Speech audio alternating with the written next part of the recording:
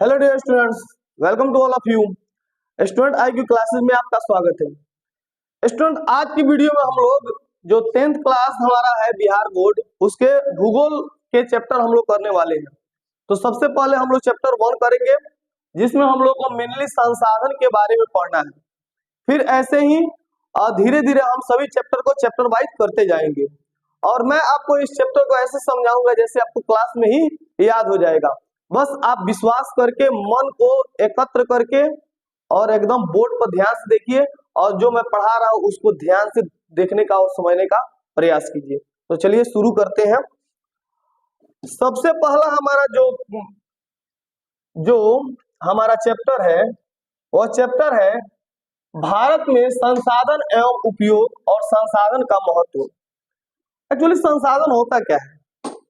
संसाधन उसे कहते हैं कि जो हम डेली यूज में लाते हैं, यानी वह वस्तु जो मानव के आवश्यकताओं की पूर्ति करती हो उसे क्या कहते हैं? संसाधन कहते हैं। लेकिन कुछ शर्त होता है, धार्मिक रूप से या सांस्कृतिक रूप से मान्य होना चाहिए। अब ऐसा नहीं है कि उसको धर्म या समाज उसको माने ही नहीं तो वो संसाधन नहीं कहलाएगा।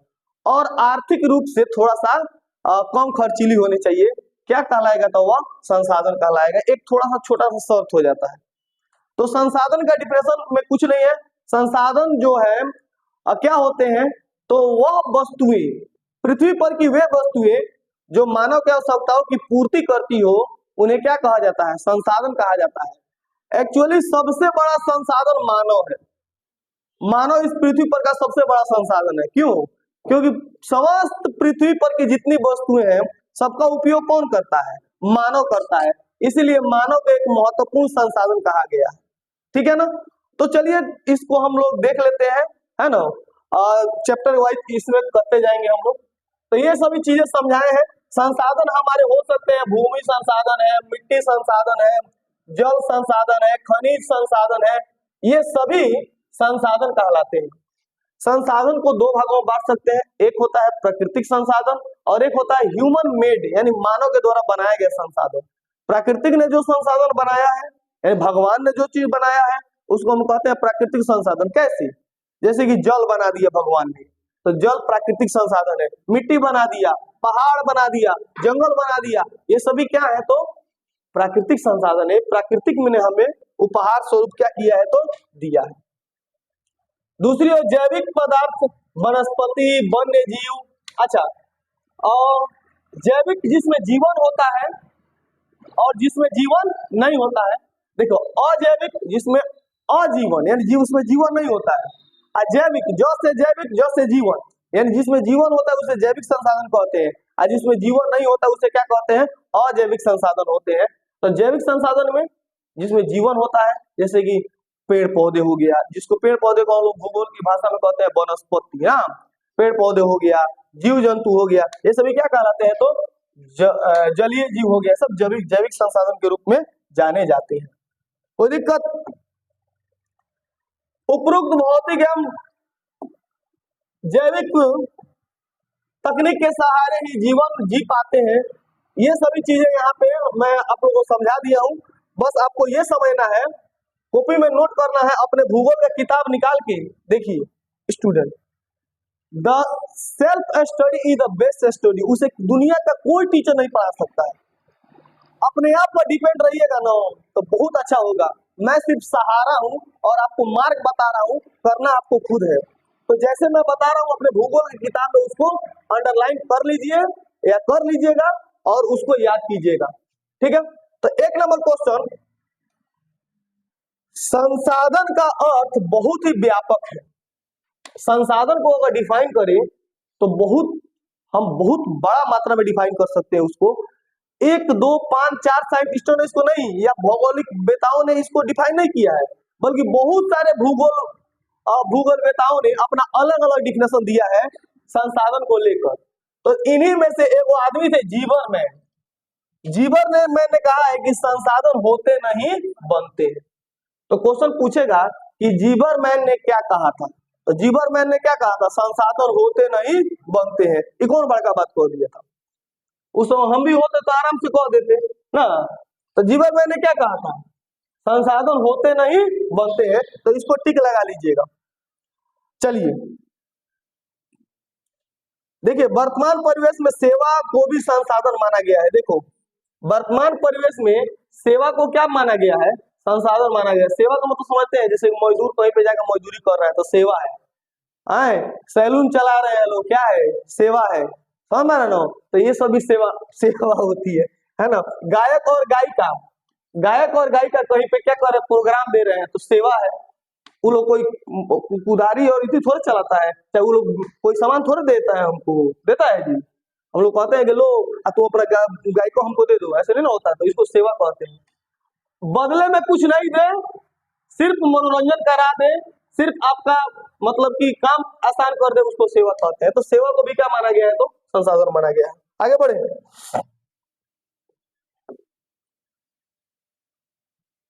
चलिए नेक्स्ट देखते हैं। देखिए संसाधन, कवि का कविता रचना, चित्रकार की चित्रकारी, गायक की गायकी भी क्या है, तो संसाधन है। ठीक है, इस पॉइंट को आप लोग नोट करिएगा। तो यह है कि मानव स्वयं भी संसाधन है। अब क्वेश्चन आता है, मानव एक बहुत ही महत्वपूर्ण संसाधन है, कैसे, क्योंकि प्राकृतिक पर की जितनी वस्तुएं हैं वे सभी किसके लिए है, तो मानव के लिए है। इसीलिए मानव को क्या माना गया है, तो एक महत्वपूर्ण संसाधन माना गया है, क्योंकि इनके पास ज्ञात तकनीक होता है जिसके सहारे वह किसी भी वस्तु का उपयोगी बना सकता है। यानी मानव के पास वो बुद्धि है जिसके कारण वो किसी भी वस्तु को क्या बना सकता है, उपयोगी बना सकता है। लोहा को छेनी हथौड़ी बना दिया, हमारा ना, लोहा से छड़ बना दिया, घर में हम लोग रह रहे हैं, तो मानव ने इसको उपयोग किया। चलिए देखिए, संसाधन किसी भी देश का आर्थिक सामाजिक मेरुदंड होता है। माने किसी भी देश का आर्थिक और सामाजिक मेरुदंड कौन होता है, तो संसाधन होता है। आर्थिक का मतलब तो रुपया पैसा का जड़ कौन होता है, तो संसाधन होता है। यही ना संसाधन है कि अंग्रेज हमारे यहाँ आके 200 वर्षों तक रहे थे, जाके हिंद चीन पर आक्रमण किए थे, जाके अमेरिका पर वो लोग आक्रमण किया था, मैंने अमेरिका का उपनिवेश बनाए थे। संसाधन ना था, मेन कौन जड़ था, संसाधन। तभी ना उन लोगों को फायदा हो रहा था। मार कोयला बेच रहा था, मार जो है ये क्या बोलते हैं, वनस्पति बेच रहा था, जंगल में से जो है लकड़ी बेच रहा था, सब संसाधन का ना।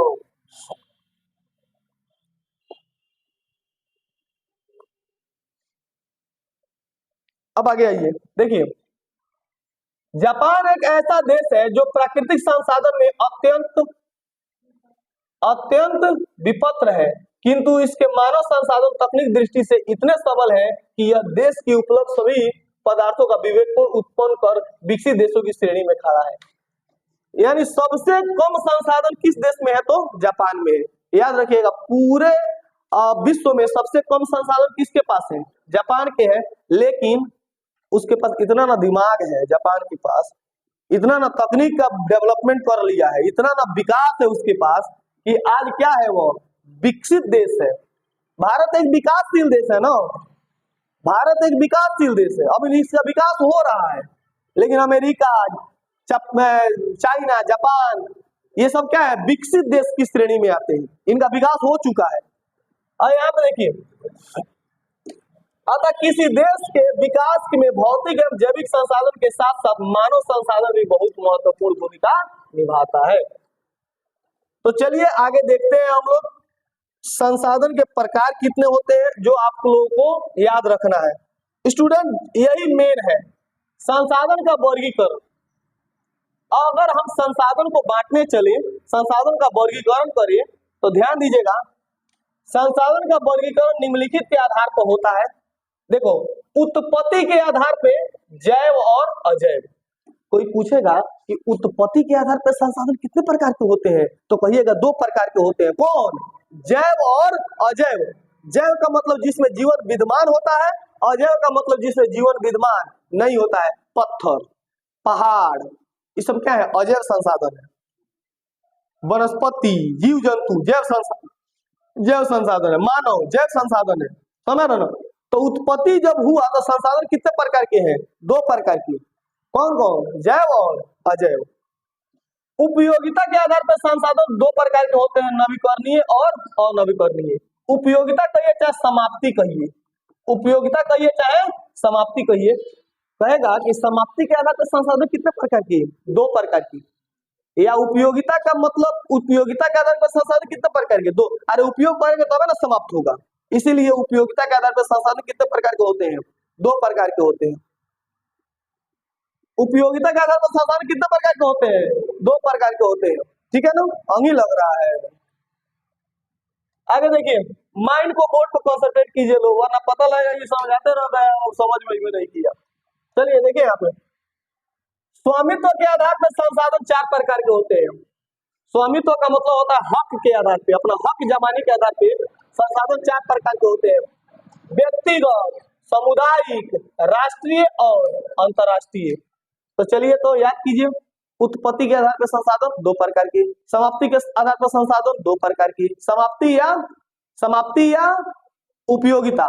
अच्छा, उसके बाद से ये क्या बोलते हैं इसको, स्वामित्व के आधार पर संसाधन चार प्रकार के, व्यक्तिगत, सामाजिक, राष्ट्रीय, अंतरराष्ट्रीय।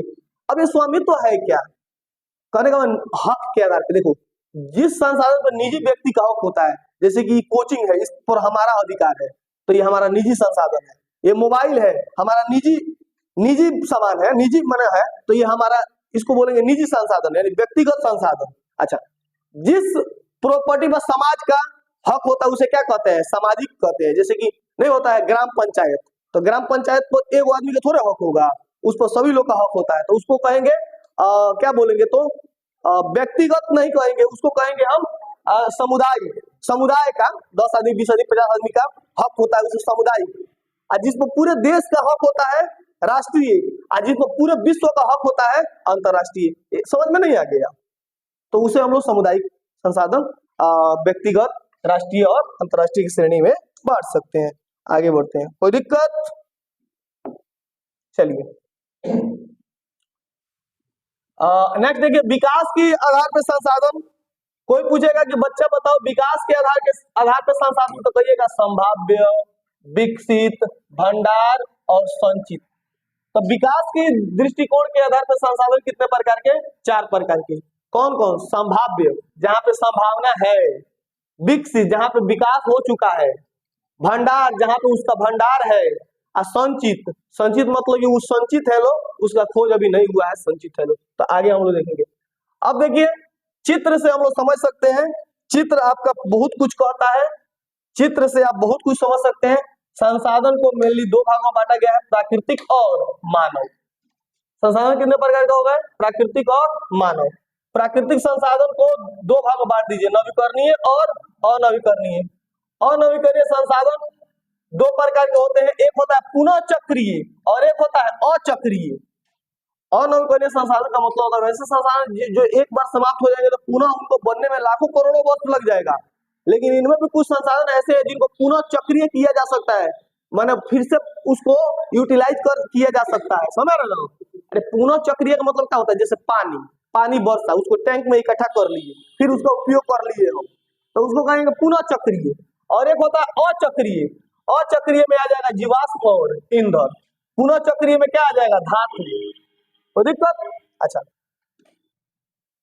नवीकरणीय संसाधन भी दो प्रकार के होते हैं, सतत अथवा प्रवाह, जैसे पवन और जल, और जैव। तो जैव को दो भागों में बांटा गया, वनस्पति और वन।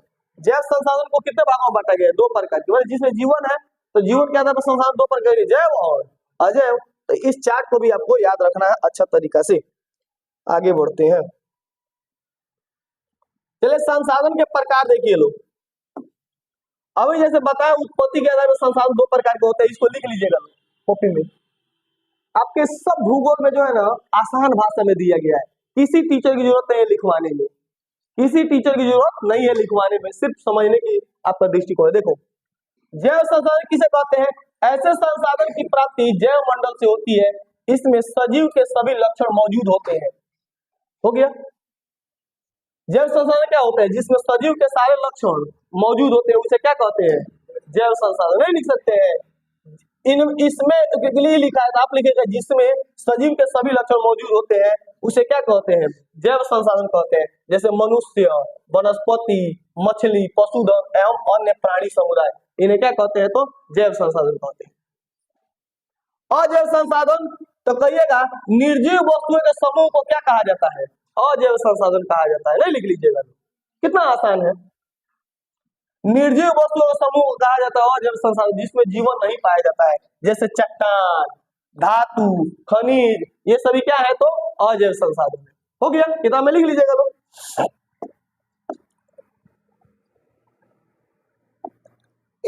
उपयोगिता के आधार पर संसाधन नवीकरणीय और अनवीकरणीय। वैसे संसाधन जिन्हें भौतिक, रासायनिक या यांत्रिक, इसको ऐसे नहीं लिखेगा, ऐसे लिखेगा वैसे संसाधन, वैसे संसाधन जिनको पुनः प्राप्त किया जा सकता है, उन्हें क्या कहेंगे? नवीकरणीय। और वैसे संसाधन जिनको पुनः प्राप्त नहीं किया जा सकता है, उनको बनने में हजारों करोड़ों वर्ष लग जाते हैं, उन्हें क्या कहते हैं? अनवीकरणीय संसाधन कहते हैं। जैसे कोयला, पेट्रोलियम, डीजल, माटी तेल, ये सब क्या है? ये अनवीकरणीय संसाधन है ना। ये एक बार समाप्त अगर हो जाएंगे तो इनको बनने में क्या हो जाता है? लाखों करोड़ों वर्ष लग जाता है। अच्छा, नवीकरणीय में सौर ऊर्जा, पवन ऊर्जा, जल ऊर्जा, ये सब क्या कहलाते हैं? इलेक्ट्रिसिटी है ना, ये सब क्या है? तो नवीकरणीय है। उपल मतलब गोहरा, तो गोहरा क्या है? तो नवीकरणीय में आ जाएगा।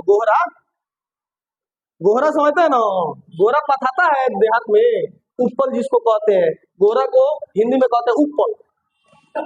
ठीक है, चलिए बच्चों सब आगे बढ़ते हैं। स्वामित्व के आधार पर संसाधन 4 प्रकार के होते हैं। स्वामित्व के आधार पर संसाधन 4 प्रकार के। व्यक्तिगत, ऐसे संसाधन किसी खास व्यक्ति के अधिकार क्षेत्र में होता है। लिख लीजिएगा लोग, ऐसे संसाधन जो किसी खास व्यक्ति के अधिकार क्षेत्र में होता है ना, जिसके बदले में वे सरकार को लगान भी चुकाते हैं, जैसे कि उनका जमीन, घर तथा जायदाद, ये सब निजी स्वामित्व होता है। बाग बगीचा, उनका तालाब, उनका कुआं, ये सब क्या कहलाता है? तो व्यक्तिगत संसाधन कहलाता है। अब हमारा जमीन है तो व्यक्तिगत संसाधन है, पटदार आके जोत लेगा? नहीं जोतेगा, समझ रहे ना।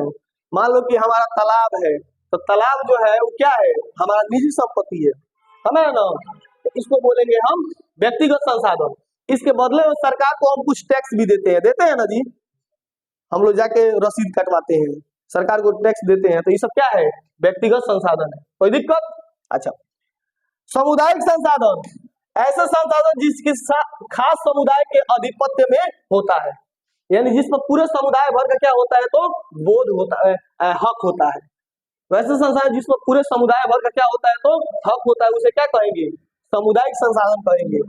जिनका उपयोग समूह के लिए सुलभ होता है, जैसे गांव में चारण भूमि जहाँ पे पशु को चराया जाता है, कब्रिस्तान, मंदिर का जगह, ये सब क्या होते हैं? सामुदायिक होते हैं ना।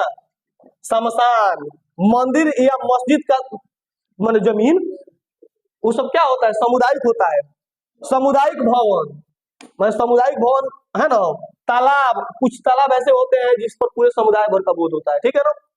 नगरीय क्षेत्र में इस प्रकार के संसाधन सार्वजनिक पार्क, पिकनिक स्थल, खेल मैदान, मंदिर, मस्जिद, गुरुद्वारा, गिरजाघर के रूप में ये सभी क्या होते हैं? तो सामुदायिक संसाधन होते हैं।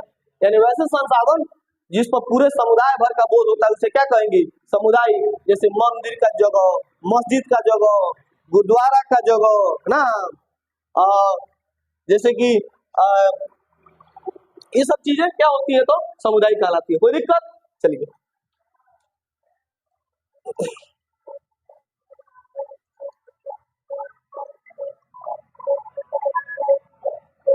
इंपॉर्टेंट पॉइंट इसको जरूर लिखिएगा लोग कॉपी में, आप लोग घेरा बना के, बॉक्स बना के इसको जरूर लिखिएगा लोग, या तो इसको याद कर लीजिएगा लोग। ये बॉक्स वाला क्वेश्चन डायरेक्ट ग्रुप के एग्जाम में आ जाता है। कैसे आ जाता है? डायरेक्ट ग्रुप के एग्जाम में आ जाता है, समझ रहे हो।